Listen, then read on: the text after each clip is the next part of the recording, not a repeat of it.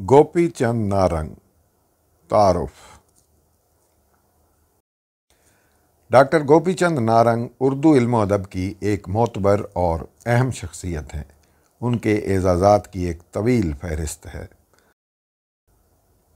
60 سے بھی زائد کتابوں کے مصنف اور مؤلف ہونے کے علاوہ کلاسیکل ادب سے لے کر ترقی پسند ادب تک، اور ترقی پسند دور سے لے کر جدیدیت تک، اور پھر جدیدیت سے لے کر مابعد جدیدیت تک ادب کے ہر عہد اور ادب کی ہر کروٹ پر گوپی چند نارنگ کی گہری نظر رہی ہے۔ وہ مختلف علمی اور ادبی اداروں کے اعلیٰ عہدوں پر فائز رہے ہیں۔ بیرون ملک متعدد سیمینارز اور کانفرنسز میں شریک ہو چکے ہیں۔ صدر جمہوریہ ہند سے پدم بھوشن اور صدر پاکستان سے تمغہ امتیاز لے چکے ہیں۔ زیر نظر کتاب ساختیات، پس ساختیات اور مشرقی شعریات ادبی تھیوری پر بنیادی کتاب حوالہ کی حیثیت رکھتی ہے، جس میں تازہ مغربی فکر کے علاوہ عربی، فارسی اور سنسکرت شعریات کی صدیوں سے چلی آ رہی مشرقی روایتوں سے بھی کما حقہ بحث کی گئی ہے، اور نئی ادبی بصیرتوں کے لیے دریچے وا کرتے ہوئے غور و فکر کی دعوت دی گئی ہے۔ ادبی تھیوری کے مطالعے میں یہ کتاب بلا شبہ ایک سنگ میل کی حیثیت رکھتی ہے۔ اب پیش خدمت ہیں ڈاکٹر گوپی چند نارنگ کے 2 جون 1993 کو نئی دہلی میں لکھے گئے اس کتاب کے دیباچے سے کچھ اقتباسات۔ یہ کتاب 3 حصوں پر مشتمل ہے، جسے 3 کتابیں کہا گیا ہے، یعنی ساختیات، پس ساختیات اور مشرقی شعریات۔ ساختیات اور پس ساختیات میں رشتہ تقدم و تاخر کا نہیں، بلکہ ساختیات ہی کے بعض مقدمات سے پس ساختیات میں گریز کیا گیا ہے، یا ان کی اس حد تک تقلیب کی گئی کہ ترجیحات بدل گئیں۔ اس لیے جب تک ایک کو نہ سمجھیں دوسرے کو پوری طرح نہیں جان سکتے۔ چنانچہ پہلی کتاب تمام و کمال کلاسیکی ساختیات کے لیے وقف ہے، جس میں ابتدائی تعارف کے بعد ساختیات کی لسانیاتی بنیادوں، روسی حیت پسندی، فکشن کی شعریات اور شعریات سے متعلق تمام بنیادی مباحث کو سمیٹ لیا گیا ہے۔ قارئین سے گزارش ہے کہ آگے بڑھنے سے پہلے ان ابواب کا بغور مطالعہ فرما لیں، بالخصوص لسانیاتی بنیادوں والے باب کا، جس میں سوسیئر کے کلیدی خیالات کی بحث ہے۔ یہ مطالب اگر ذہن نشین نہ ہوں گے تو کتاب 2 اور کتاب 3 کے مباحث کی تفہیم پر گرفت نہ رہ سکے گی۔ کتاب 2 کلاسیکی ساختیات سے گریز یعنی پس ساختیاتی فکر کے لیے وقف ہے۔ ادبی نقاد ہونے کے سبب پہلے بارتھ سے بحث کی گئی ہے، حالانکہ فکر و فلسفے کے اعتبار سے فوقیت لاکان، فوکو اور دریدا کو حاصل ہے۔ دوسرا باب لاکان اور فوکو کے ذکر میں ہے، اور دریدا کے لیے تیسرا اور چوتھا باب وقف کیا گیا ہے۔ رد تشکیل کے جو مباحث تیسرے باب میں تشنہ رہ گئے تھے، چوتھے باب میں ان کی مزید وضاحت کر دی گئی ہے۔ رد تشکیل کی مزید بحث اختتامیہ میں ٹیری ایگلٹن اور دریدا کے تحت دیکھی جا سکتی ہے۔ آل تھیوسے اور بائیں بازو کی ساختیاتی فکر مارکسیت والے باب میں زیر بحث آئی ہے۔ کتاب 2 کا آخری باب قاری اساس تنقید پر ہے۔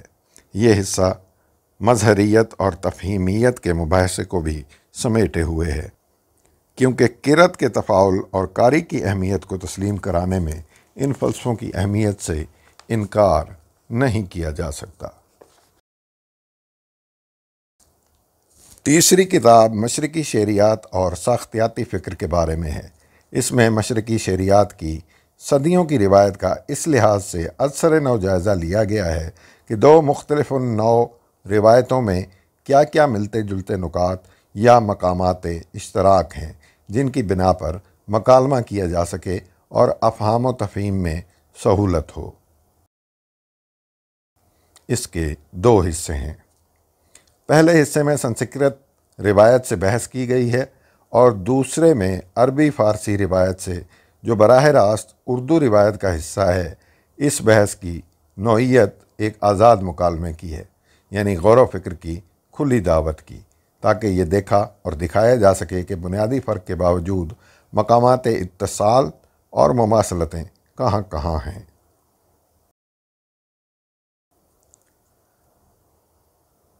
اس مطالعے سے یہ دلچسپ حقیقت بھی سامنے آئی کہ سوسیئر سنسکرت میں استعداد علمی رکھتا تھا، اور قرینہ غالب ہے کہ اس نے سنسکرت فلسفہ لسان اور بدھی فکر سے استفادہ کیا ہو۔ سوسیئر اور دریدا کی فکر اور نیائے اور بدھی نظریہ اپوہ اور شونیہ میں حیرت انگیز مماثلت اور مطابقت ملتی ہے۔ اس مطالعے سے یہ توقع بھی پیدا ہوتی ہے کہ مشرقی شعریات کے وہ تصورات و نکات جو اپنی سرزمین میں بھولی بسری یاد بن گئے، ممکن ہے کہ نئی تھیوری سے فکری مشابہتوں کے باعث عصر نو دلچسپی کا مرکز بن جائیں اور نئی ادبی توقعات کے افق پر نئی معنویت کے حامل نظر آنے لگیں۔ یہی کیفیت عربی فارسی روایت میں بھی ملتی ہے۔ ان مباحث کے بعد اختتامیہ ہے، جس میں صورتحال، مسائل اور امکانات کے تحت 7 شقیں قائم کی گئی ہیں۔ تھیوری کی مرکزیت اور موضوع انسانی کے بدلتے منظرنامے کی بحث کے بعد پس ساختیاتی فکر کی پیش رفت اور مارکسیت سے اس کے مکالمہ جاریہ پر نظر ڈالی گئی ہے۔ پس ساختیات اور مابعد جدیدیت کے رشتے سے بھی بحث ضروری تھی، تاکہ تازہ ترین چیلنج اور دو ملتے جلتے رویوں کا فکری ارتباط بھی نظر میں رہے۔ اسی تسلسل میں مارکسیت کی مزید بحث ٹیری ایگلٹن اور دریدا کے تحت آئی ہے، اور آخر میں اردو کی صورتحال اور ضرورتوں کا جائزہ لیا گیا ہے کہ ترقی پسند تحریک اور جدیدیت کے اپنا اپنا محرک کردار ادا کر کے بے اثر ہو جانے کے بعد آئندہ کے امکانات کیا ہیں، نیا تنقیدی ماڈل کیا ہوگا، اسے بہرحال وقت طے کرے گا۔ متن کی خود کفالت اور خود مختاری کا بھرم ٹوٹنے کے بعد جدید تنقید کا حیاتی ماڈل رد ہو چکا۔ نشانیات کے اثر سے اب یہ طے ہے کہ معنی متن میں فقط بالقوت موجود ہے، جسے قاری اور قرأت کا تفاعل بالفعل موجود بناتا ہے۔ یعنی معنی وحدانی نہیں ہے اور اخذ معنی کا سفر لامتناہی ہے۔ قاری کے در آنے سے متن کا ثقافتی اور آئیڈیالوجیکل تشکیل ہونا بھی اب ثابت ہو چکا ہے، لیکن نئی تھیوری نہ تو کوئی لیبل لگاتی ہے نہ ضابطہ بناتی ہے۔ البتہ اتنا ضرور کہا جا سکتا ہے کہ نئی تھیوری یا پس ساختیاتی فکر پر مبنی نیا ماڈل جو بھی ہوگا غیر مقلدانہ اور انحرافی ہوگا۔ دوسرے نجات کوش نظریوں مثلاً مارکسی تنقید اور نسوانیاتی تنقید سے بھی اسے ربط ہوگا، اور نئی تاریخیت کی بھی اس میں گنجائش ہوگی، جو باختن اور فوکو کی بنیادوں پر وجود میں آ رہی ہے۔ تنقید کے اس نئے ماڈل کی نسبت فرسودہ اور اذکار رفتہ فکر سے نہیں بلکہ تازہ کار ذہن سے ہوگی۔ یہ ہر طرح کے کلیت پسندانہ تصورات کے خلاف ہوگا، کیونکہ کلیت پسندی ضابطہ بندی یعنی ڈاکٹرین سازی کرتی ہے، اور ڈاکٹرین ڈوگما میں بدل جاتے ہیں، اور یہ جبریت اور آمریت کی دوسری شکلیں ہیں۔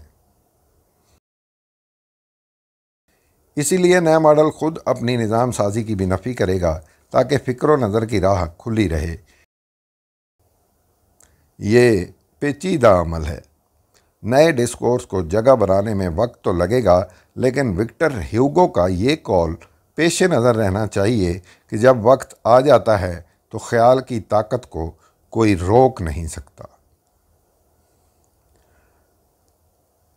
آخر میں یہی عرض کرنا ہے کہ زیر نظر کتاب کے مطالب اور مباحث کا اصل مقصود یہی ہے کہ افہام و تفہیم اور غور و فکر کا سامان فراہم ہو۔ جو کچھ بھی کہا گیا بہت توجہ اور تأمل کے بعد کہا گیا، تاہم ادب کی دنیا میں کوئی بات حرف آخر نہیں ہے۔ اپنی بساط کے مطابق جو بن پڑا پیش کر دیا۔ مجھ سے بہتر کام یقیناً وہ لوگ کریں گے جو علم و فضل میں مقام بلند رکھتے ہیں۔ Thank you.